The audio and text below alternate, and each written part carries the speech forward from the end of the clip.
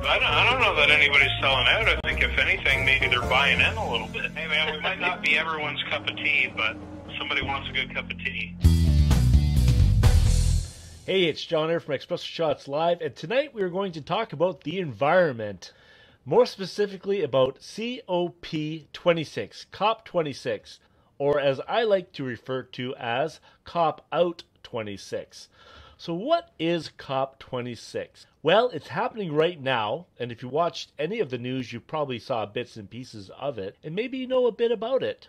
But let's get into it, let's break it down, let's get the framework figured out, and let's talk about it tonight. More dangerous than COVID-19. The man who turned the Golden Arches upside down to create Westport's newest brand, and recently added to the Westport Most Unwanted list, public enemy number 2, but still reaching for the bottom, as seen on TV, the Ed Snowden of the village, the coffee grinder himself, the Mad Hatter of mochas, it's Jitter Juice Johnny. You're listening to Espresso Shots Live. Tune in every Wednesday at 7:30 p.m. for your digital caffeine. Espresso Shots Live podcast is not and should not be viewed as a news source.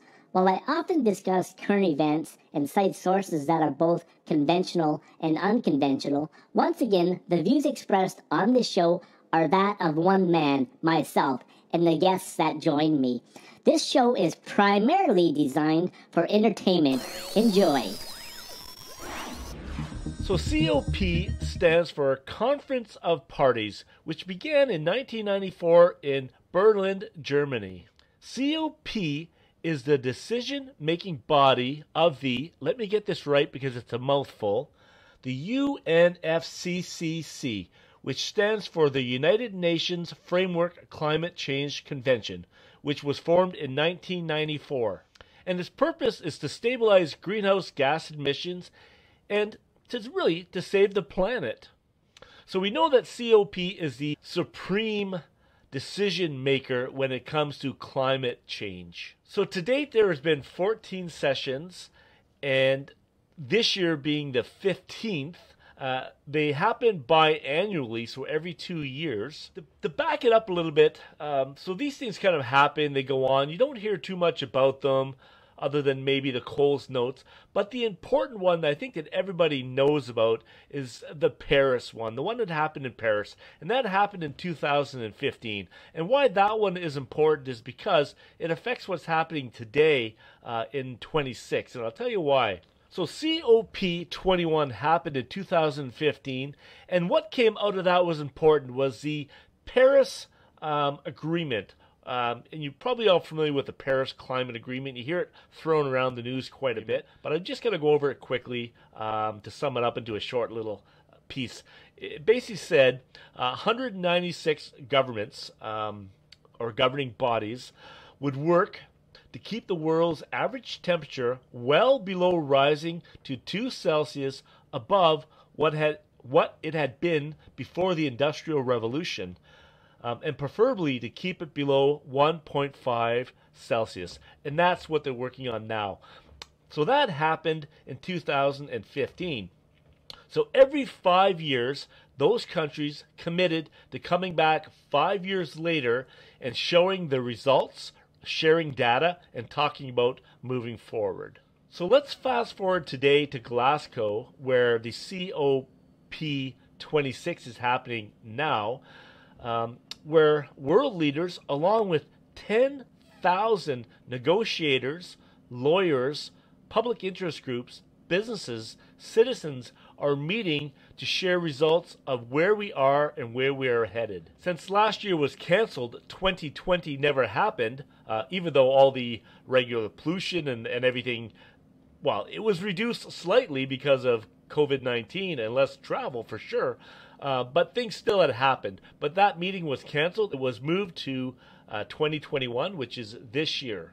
So leaders know that this year is crucial because they really only have 4 years before 2025 to make these commitments. So they're really going to have to step up the game and be super, super proactive and reactive. So when you're hearing a lot of these guys talking, these leaders talking, they're using the date 2030 because that, in their opinion, is a realistic date before they really have to be responsible again for the actions of what they've done or what they haven't done. So, you know, I watched the speeches and I listened to Boris Johnson, and he makes the comparison. The world is like a ticking time bomb, and we need James Bond to come in to save the day. We need a James Bond hero type. Well, I don't disagree. I think we do need a hero type, absolutely. I watched Joe Biden as he fell asleep, and one of his handlers came over and whispered in Joe's ear, probably something to the effect of, "Wake up, Joe. The cameras are on you." And Joe was like, "Oh, yeah." I was like, "I'm paying attention." I listened briefly to Justin Trudeau, and what I got from that was, again, I didn't watch all of it, but I caught, Canada is hard-pressed to make a lot of changes because we depend on lumber and we depend on fossil fuels, and we really want to focus on helping countries that are struggling to meet their targets, third world countries, to help them out. Well, that's all fine and dandy, but the bottom line is nothing really happening here at home in Canada from what I've seen. So the real problem here is people are all sitting back waiting for governments to come up with creative solutions and fix the problem. And we're waiting and watching and happy to criticize and make comments and all these things. But the bottom line is nobody wants to sacrifice things. Governments do things on behalf of businesses, banks, which represent us, which represent the citizens. And we don't want to sacrifice and give up. We've already given up 2 years for COVID-19. We don't want to sacrifice anymore. We're happy to use paper straws versus plastic straws. We're happy to put our recyclables, sort them and put them in a recycling bin where they all get hauled off to the dump or a sorting center and end up in the landfill anyway. We're happy to do those things because they're mindless, simple tasks. But the bottom line is logging will continue to happen. Mining of natural resources will continue to happen. Farming on a large scale will continue to happen as well because all those things are required. Corn, cattle, all those things are required for the population that we have on the planet. Wealthy people will continue to take their trips and they're lining up already to get back on the airplanes. And the super rich will take excursions to the moon because that's what they want to do. And you can't expect governments to change that. Yes, they can have policies that would make it more difficult to do those things, but they can't change human nature. And humans tend to want what they want. So as we're at home doing what we think we can do, my question tonight is, what are you doing? Or what are you prepared to do to make things change? What are you doing in your backyard to make climate change a reality rather than sitting, waiting, watching, drinking your cold iced latte out of a paper straw and throwing the plastic container into the recycling bin? What are you doing at home tonight to make global change happen? Let's get into it. Let's talk about it tonight. So let's talk about it tonight. Great intro. Thank you, John. Really appreciate the time you put into that. Fantastic topic, and happy to get into it. So my guest tonight on the magic couch is Mrs. Cynthia with her headset on. Good evening, John. Styling a brand new hairdo from a few days ago. Looking lovely as ever. And ready to answer any comments you might have on the Espresso Shot Facebook page. And as always, a few things a little bit awkward tonight, but we should be live on the Espresso Shots Facebook, and we should be live on Espresso Shots YouTube. So watching on YouTube, we've got Bob Weir, and as Greta says about the leaders, it's all blah, blah, blah. And also, he wrote, it's all about the shareholders being happy. True that, man. True that. But before we get into all that, thank you. What's in your cup tonight? I've got myself a cold latte and no straw. I thought I made you a half-calf coffee with Splenda and cream. Trying to buy into the monologue. Okay. If you want to know what's in my cup? I do. I am having a double shot espresso latte with a little bit of cinnamon sprinkled on top. Ooh, fancy. Fancy. We had some cinnamon in our supper tonight. We had butter chicken, I guess, and I'm sure the cinnamon in that because it's got that taste to it. Yes. Yeah. So thank you, Carter, for supper. Great job. I can't even tell you what we had, but it was good. Yeah. So, what did you have for supper, and what is in your cup? And then once you tell me that, I really want to hear your opinions on what's happening with regards to climate change. And I'm not planning or intending, to stand on my soapbox tonight and tell you what you're doing wrong or preach to you. I just really want to have a conversation about the environment and this big process that is happening right now, which seems to be just, I hate to say a waste of time because it's bringing it to the attention of people, but it seems to be not doing much when it takes 30 years to get to where we are and we knew we were going to be. Something's not working. So I'd love to hear what's in your cup. I'd love to hear what you had for supper tonight. What did you watch on Netflix? And then what do you think about what's happening now, and what are you doing to make a change in your backyard? So we have a question from the couch. Not a question. I just put my hand up to let you know that I had something to say. So we're very clear on our communications tonight from the sideways couch. Jeff. She's still hating it. I tried to fix all this. I thought I got it better, but it's still the same. I don't know what you fixed. Anyways, but we've got Jeff Stout. We were talking about him at dinner time. Jeff, we were talking about you at dinner, wondering how you and Maureen are doing. He is having a red blend wine and no straw. Oh, nice. Red blended with what? More red? Red and red. Oh, red and red. So Bob Weir, he had a stir fry for dinner and, as usual, a glass of cold North Crosby well water. Bob likes the water. Hey, Bob, what kind of meat did you have in your stir fry? Did you have shrimp, beef, or chicken? Or no meat? And who cooked it? You or Barb? You have to give him a few seconds to respond. So I will. We know we have a 10-second delay, so that's how long it takes from the time I say something until I get a response back. Plus, you have to give a few seconds to allow for the typing of the response. I know. This live... Hey, check out my new lights back here.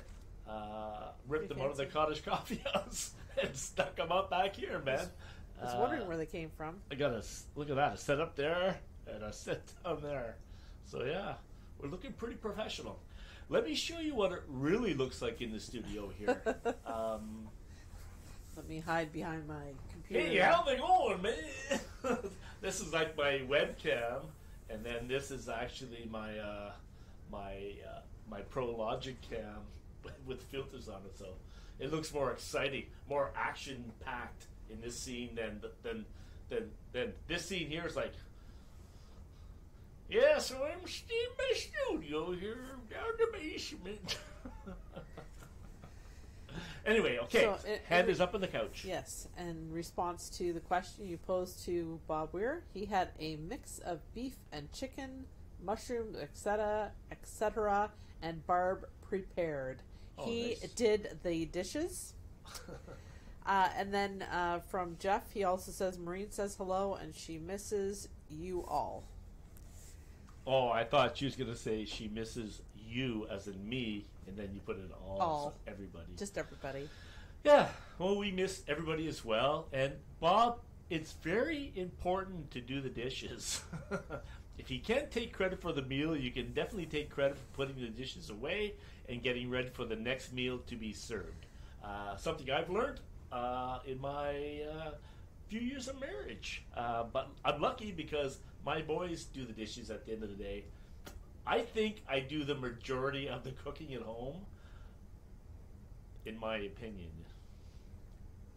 I would say you do half the cooking and then the other half is split amongst the rest of us. But I do the dishes typically every day. Yes, so very important. So anyway, let's talk a bit about climate change and about what's happening right now. Has anybody watched any of the speeches or what's been going on at the COP26 at all? Or do you just change the channel and not worry about it? Is it on your palate? Is it something you think about? Is it something you're concerned about? Is it something you're doing about something about it right now? I want to know. I mean, I think where the planet is sucks. And my two young sons, and they're not that young, I'll probably get their ages wrong, but one is in the 30s and one is close to the 20s, so they're not kids. But when you talk to young people, it's like, oh no, we don't expect the planet to last more than 5 to 10 years. It's doomsday. There's nothing really hopeful to look at. And when you look at these politicians that are spinning their wheels because they have to, they're doing it because they have to feel like have a compassion about something, when I don't really believe they do. But the reality is, whether you believe in COVID-19 or not, whether you believe in climate change or not, I've been on the planet for 50 years, and I can tell you the weather is not the same today as it was a handful of years ago, 10 years ago, 20 years ago, and 30 years ago. It has changed dramatically. And the question is, can we help it or not? Is this just a cycle that the planet is going through, and we're in a period of time where we're going to experience that? Or can we actually control that? Can our daily lives make a difference in climate change? Yes or no? I want to know. What do you think? I think we can definitely make a change. I mean, we'll wait for some people to respond, but there's a lot of things that we can all do differently. We can choose to take the car less, and in our case, we take it very rarely. Walk more, pick things up locally, buy locally, not buying from companies that are shipping it from across the other side of the planet. There's a lot that we can do, like small things that we can do. Yeah. We can also push our local municipalities to do better with the recycling. There can be a better recycling program where they're recycling more of the numbers that are on the bottom of the container instead of restricting it. There's things that we can do, and we have to push for some of that, and other things are just our personal choice. Yeah, a lot of them are personal choices, but when you're only given a couple narrow choices to make, you make the best of the worst choice, right? So we need some better decisions. And Cynthia, that's a great point, that this starts in your backyard, but it starts at a municipal level as well. If you want to get back on the branding topic that we touched on a few weeks ago about branding the village, again, not knowing what you're branding and just throwing a slapstick name on something to tidy it up and make it look nice, fine. But if you really want to brand the village of Westport and this region, you want to look at some green initiatives that are happening, and maybe think a little bit about branding this area that people come to because of its natural beauty, all the things that it has. They want to keep that intact at some level. So that's why Westport is what it is.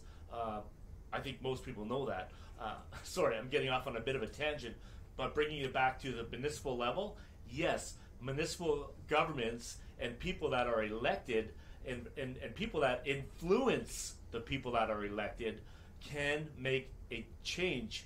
And I got to give all credit to Westport and Blooms over the years for all the work that they've done in this village. Those kind of projects and more need to happen at ground level, boots on the ground, if you will. Again, my opinion only. Okay, so I got a couple of comments from Bob. The first one is that the speeches at the COP26 are infomercials, and the real place to hear about climate change is at scientific conferences. So, finding that information is a really good idea. And he also says a real threat from climate is the release of viruses and bacteria that have been frozen in the permafrost for thousands of years and now starting to be released with the permafrost melting. Yeah, and that could very well be what's happening, Bob. I caught the news yesterday with Cynthia, and I don't know the full story, but in the Kingston region, they found like 30 to 40 dead deer, and they think that these deer are being infected by some sort of virus. But not to be worried, no concern. It's only 40 dead deer in one small region. Don't panic, right? I know that was the most stunning news little release that they had. Yeah. I mean, there's a lot more to it. Want to just say for this: sure. natural zombies running through the streets, killing people. Just like in the movies, but don't worry about it. It's all good. It'll pass. Could you imagine? Like, there's this strange virus amongst the deer, and then now it's deer hunting season, and they say there's no issue for the public, but it's like they don't know. Yeah. They don't even know what the virus is killing these deer. So yeah, Bob, good point. Get educated. I mean, I know it's not the most exciting thing to dig into and do a deep dive into, but it's really your duty, just like it's your duty to vote. It's your duty to do some due diligence and understand what the decisions that you make do affect other things, right? And again, I don't want to be standing on a soapbox. I make poor decisions as well. I try to make good decisions. I think I'm pro-environment.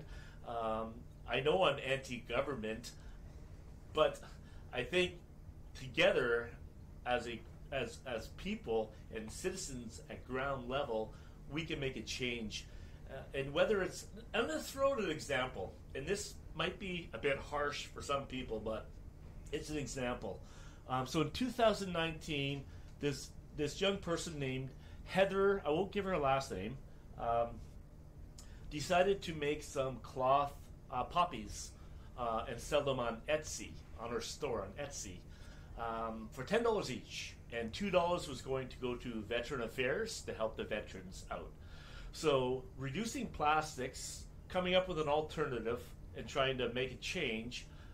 Unfortunately, the Legion says, hey, we own the copyright on poppies. You cannot do that. We make a plastic poppy, and we make 19 million of them a year, and we sell them every year, made out of plastic. So I think the conversation there needs to be, okay, that's a great idea. We need to think and readapt what we've been doing for so many years and maybe not make those poppies. Not that they're not important. They are super important, man. Poppies are a sacred thing, and we're all proud to wear them. But give us some better choices. Give us a choice. Don't stifle people's creativity when it comes to coming up with solutions. A reusable option, and with an annual donation attached to it. Like there's an annual donation that's an obligation as part of it. Yeah. There's so many different things they could do with that, for sure. And this is a local person, entrepreneur, if you will, just doing this, and probably could have innovated and scaled it up, and maybe worked with the Legion.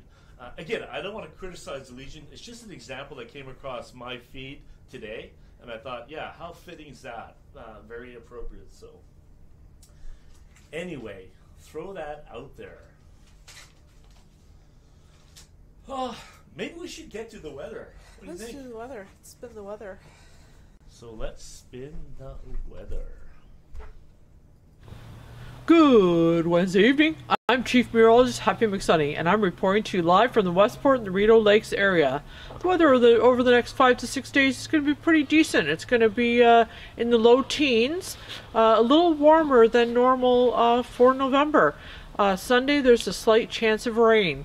And you notice today we had sun and we had rain, and we had snow, and yesterday we had hail. Climate change? I think so. Are you a skeptic? Huh. I don't know. Back to you in the studio, John.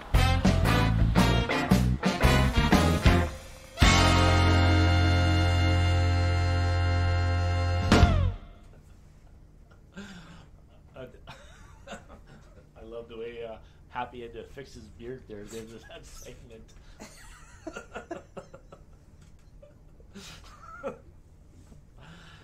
Just getting some chuckles from the couch. Now, I thought that was pretty funny when I edited. Happy looked at his Happy on sideways. All right, what else is going on? What have you guys watched on Netflix? I watched Doctor Sleep, which was some strange, peculiar follow-up to The Shining, where the young lad, Danny, is a man now, and it explains what The Shining is in their interpretation of it. And it kind of wrecks the whole movie, The Shining, until about the end. And then they start tying in some really cool, iconic scenes from The Shining. And it's one of my favorite movies, is The Shining. So I was looking for all those hidden references, those iconic things, and it didn't happen until the last 15 minutes into the movie. But pretty decent movie to watch for free. If you're paying for Netflix, it's worth whatever, $11.95 a month. What do we pay these days? I think it's something like that. I don't know. Cynthia wouldn't tell me how much it was anyway. I was like, "Are you kidding me? $15.95 for Netflix?" No, actually, I don't know. It's an auto pay, and it's one of those small amounts I don't really concern myself too much about. So that's it from the peanut gallery tonight. Not much going on out there? Nope. No Frank? No Heather? No Fred? No. Nope. Wow. Nothing happening. My fans are getting weak. On YouTube, we've got just Bob and I have been chatting back and forth, and then on Espresso Shots, we just have Jeff and Maureen. I guess everyone's hunting. Oh, that's right. We're in hunting season. Yeah, we talked about that. Well, hopefully they don't catch any deer that have viruses. And yeah. Oh, can you test the meat? How do you test the meat? It would have to be. Yeah, they have to have specific tests. I don't think butchers do that. A big Q-tip? I know my dad is a butcher. Rub it inside the dead deer? Yeah. I don't know. My dad's a butcher by trade. I don't think they tested the meat necessarily. I know he did work in a slaughterhouse later on in his career where they did venison, but I don't know if they tested the meat at all. Well, there you go, guys. We're talking about meat testing and rancid meat. Have you had any rancid meat lately? Hey, if not, stop into Rancid Robbie's, Bobby's. So we have got a couple of other comments that Fred is there. He was just listening silently, I guess. And Janet Mulville also says hello. Hey, Janet. Come on, Fred. Tell me what you really think out there, brother. Oh, and Lori Seeley. Hello. Lori Seeley. Why do I know that name? Seeley spelled S-E-A-L-E-Y? No, S-E-E-L-Y. Oh, I'm sorry. Don't know you. But welcome to the show. Welcome to the family. If you're tuning in late and you missed the intro, you'll have to go back and watch it. We spent the majority of the show talking about your backyard and what you are doing to help the planet. What are you doing to positively affect the planet's behavior and all those things? That's what we talked about today. So if you wanted to throw any ideas, we're here for another minute or two, and then we're calling it. But if anybody wanted to comment on what they're doing, so Cynthia and I actually had this question today. What's better, an artificial tree or a real tree? So growing a real tree would, I would assume, take 10 years, and it would be adding CO2 to the environment, so that would be good. but then you chop it all off and then you burn it. So what's better, fake tree or a real tree? What do you guys do? We've had a fake tree now for about 7 years, but prior to that we always had a live tree, and we just stopped doing it because it was messy and we felt, I don't know, cutting the tree down wasn't a good thing, and went with the old Costco tree. We've had it for 6 years now, or 7 years. Well, we had one year where the tree fell over and damaged the hardwood floors in our house in Kingston, so it was after that we converted to the tree, to the fake tree, pre-lit, easy peasy. Did you do any research today to let us know what is better for the environment, or real tree or fake tree? Did you do any research? I did not. I had way too much on my plate. I actually never got done setting up my intro until about an hour or two ago, and then again trying to make some adjustments at the beginning of the show to make sure the show went off, filming Happy McSunny, editing that. Oh yeah, because Happy McSunny is really difficult to work with. It's very time consuming working with he Happy can be McSunny. a real handful sometimes. Frank is just tuning in now. He's sorry we're late. They had the gender reveal for their next grandchild, and it's a boy. Oh, wow. So that's right. Super exciting. Congratulations, Congrats. Frank and Heather. Yeah. That is amazing news. Wow.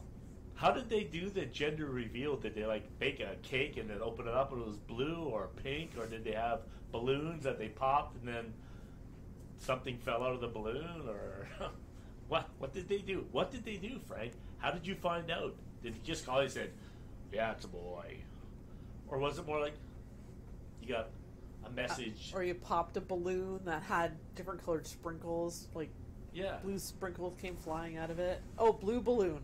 A blue balloon. A blue balloon. Blue balloon. There you go. Classic. Yeah. Right up. Congrats, man. That's awesome.